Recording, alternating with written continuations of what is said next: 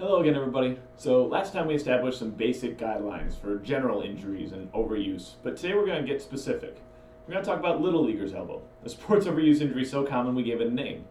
We also sometimes just call it pitcher's elbow, and this frankly comes from just putting too much strain on the medial structures of the elbow during repetitive overthrowing, whether it's too young or as adults. The younger we are though, the looser and more malleable our ligaments and tendons are. And this can be great for preventing some contact injuries. So if I take a hit and I have extra laxity in my elbow, the elbow is going to snap back a little bit easier. That's fantastic for that kind of injury. However, on the other hand, when we look at overuse and strain injuries, we actually might be more susceptible at a young age because they don't really have the hard durability of a more adult structure. There's really no exercise I can do to prevent overuse of a ligament either. This isn't contractile tissue like our muscle. So our priority here in throwing sport is to prevent overuse. Thankfully, the legwork has been done for you. There's a link below in our description where you're going to see Major League Baseball's answer to our problem. A very specific set of throwing limits in Little League for pitchers that includes how many throws they should be doing a day, how much rest they need to be taking in between days once those limits are hit, and at what age you can start to change some of these guidelines to stay in a safe range. It also notes that hitting a daily pitch limit doesn't mean your child has to leave the sport or the game. It just means that they need to change positions for the rest of the game. What the program doesn't specify is that when your child is in a rest position, we need to make sure that this is also not a high volume position. For example, like catching. Catchers throw over the same distance as many times a game as a pitcher.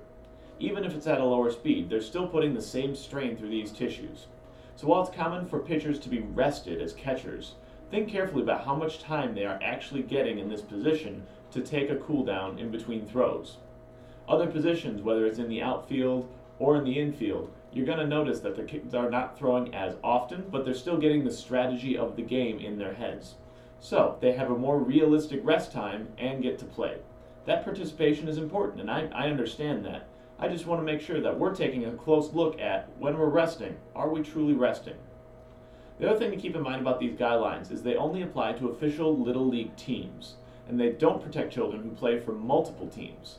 Meaning that as parents, you need to be the ones responsible for looking at those pitch counts, the rest day counts, and paying attention to these guidelines. The more practice and experience stops helping when an injury takes a child out of the game for months at a time.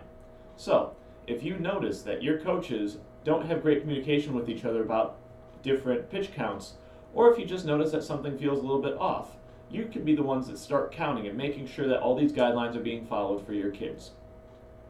We also talked about the importance of a good warm-up last video, and that remains very important for pitchers because along with calisthenics and light resistive exercises for the rotator cuff, we have to remember that throwing the baseball to warm up still counts against that pitch count even if it's not officially on the record.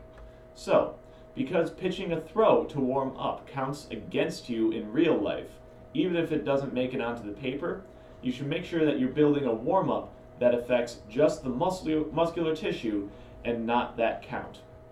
We don't want to put too much strain on too early in the day, especially because a cold muscle and a cold structure is just not going to be as resilient. There is, of course, a famous surgery that we have to talk about when we're talking about this injury, the Tommy John surgery, especially because Tommy John himself felt he was actually throwing better and faster afterwards. So this has actually led some people to be okay with this injury happening because they feel there's not a whole lot of risk.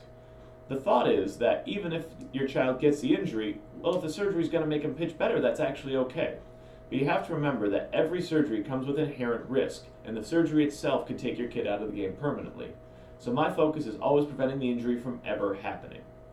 Like I said, as much exercise as we do to make sure that our rotator cuff stays healthy, that we avoid impingement syndrome, that we have good structures in the area, we can't really protect the ligament beyond just making sure it gets enough rest. So when you look at those guidelines, take a look and see if it makes sense to you, and make sure that what you're seeing in practice and in the games is exactly what you're seeing on that Major League website. Because Major League Baseball did a lot of work to protect you and your kid, and they want to make sure that they see some great stuff in the future.